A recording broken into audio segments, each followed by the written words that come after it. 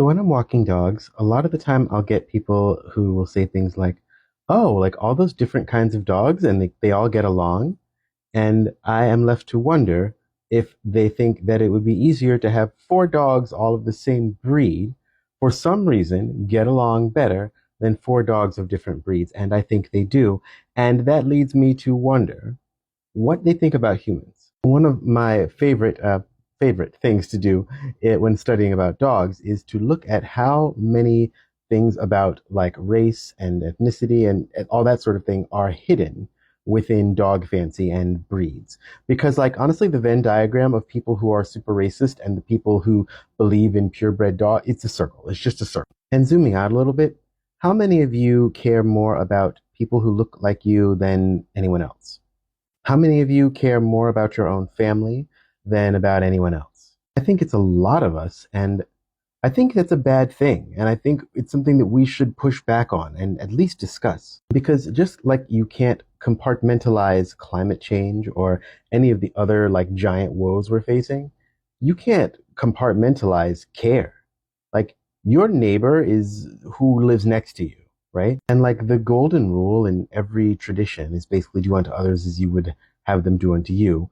And that doesn't it doesn't say anything about your family first. And I truly and deeply believe, and I invite you to think about it rather than just reject the idea out of hand, that the idea of family first before anyone else is what they want from us. Because if you can see someone that you have nothing in common with as equally deserving of protection, of love, of food, of all of the good things in life, if you can equally see those people as worthy of all the things, wouldn't that solve all the problems better than being like, well, let me just worry about me and mine? We understand that tribalism is a bad thing, yet people still are trying to save their own families while the rest of the world burns without seeing how it's possible to do both. And in fact, it's not possible if you don't do both. And look, I acknowledge that my upbringing put me in contact with more different people. So my personal experience is dealing with a wider group of different types of people than a lot of people's is. So maybe it's just easier for me to see it and it's not for other people. I don't know.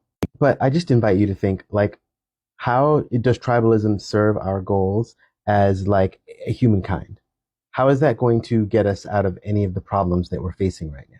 And a lot of people will just be like, oh yeah, it's just human nature to like people who are more like you. And okay, but like, does that mean that look like you? Does it mean they have the same opinions? Does it mean they have the same ethics? What does that mean? Because like if you put two kids together who have never seen another child that looks like the other child, they will go through all the obvious like, oh, that's different, oh, that's different, and then they'll be done with it and then they'll just play. And I think that instinct is one we should cultivate more than stifle. And before any of you come for me, like I fully acknowledge the historical weight of the lines that have been drawn for us and the way that some people are treated differently. Like I'm not saying we ignore all that. That's not at all what I'm saying. And yes, we have to think about the people who are closest to us first and the people who are right around us first. But like that definition, I think, needs to be expanded or at least just taken more literally.